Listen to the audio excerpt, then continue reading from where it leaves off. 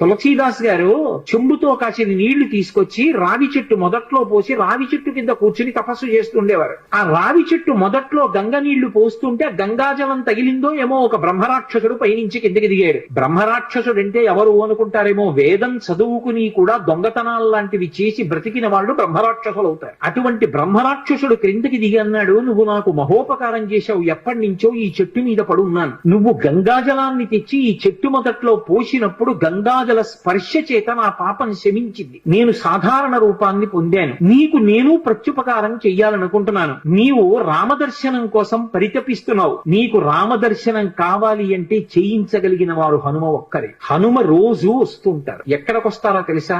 ఎక్కడెక్కడ రామనామం జరుగుతుందో, ఎక్కడెక్కడ రామనామం ప్రస్తావనకు వస్తుందో, ఎక్కడెక్కడ రామ కథ చెప్పబడుతుందో అక్కడ ఉంటారు. కాశీలో హనుమాన్ ఘాట్ లో ఒక వ్యక్తి రోజు రామాయణం చెప్తున్నాడు. అక్కడికి వచ్చి కూర్చుంటారు. ఎలా గుర్తుపడతావో తెలుసా? అందరికన్నా ముందు సభలోకి వస్తారు. అందరికన్నా ఆఖరణ కళ్ళ నీళ్ల పెట్టుకుని ఒక్కడు తలదించుకుని నడిచి వెళ్లిపోతూ ఉంటాడు. నువ్వు గుర్తుపట్టి వెంట వెళ్ళు అన్నారు. తులసీదాస్ గారు హనుమాన్ ఘాట్ కి వెళ్లి కూర్చున్నారు. అందరికన్నా ముందు ఒక వ్యక్తి వచ్చాడు రామాయణం వినడానికి. అందరూ వెళ్ళిపోయిన తర్వాత తల ఉంచుకుని కన్నులమ్మట నీరు కారుతుండగా వెడుతున్నాడు. తులసీదాస్ గారు ఆయన వెంటపడ్డారు. ఆ వ్యక్తి కనిపెట్టాడు, ఎవరో నన్ను వెంబడిస్తున్నారని. ఆయన హనుమ ముందు వెడుతున్నవారు. వెనక్కి తిరిగి గద్దించారు. ఎందుకు నా వెంట వస్తున్నావు? ఆగక. కాదు, నాకు రామదర్శనం కావాలి, నీ వల్లే జరగాలి. వెళ్లి కాళ్ళ మీద పడ్డారు. కాళ్ళ మీద పడితే ఆయన ఒక స్థలాన్ని చెప్పారు. అక్కడ కూర్చుని నువ్వు జపం చెయ్యి, తపస్సు చెయ్యి, నీకు రామదర్శనం అవుతుందన్నారు. తులసీదాస్ గారు కూర్చుని తపస్సు చేస్తున్నారు. తపస్సు చేస్తుంటే